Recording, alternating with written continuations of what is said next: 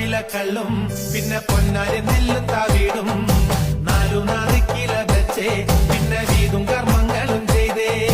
കാലങ്ങളേറെയായി അമ്മേ ഞങ്ങൾ ശ്രീ ഗുരുമ്പമ്മ നടയിൽ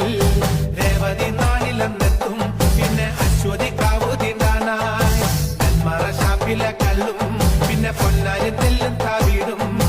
നാലു നാറിക്കില വെച്ചേ പിന്നെ വീതും കർമ്മങ്ങളും ചെയ്തേ കാലങ്ങളേറെയായി ശ്രീ ഗുരുമ്പമ്മ നടയിൽ രേവതി നാളിലെന്നെത്തും പിന്നെ അശ്വതി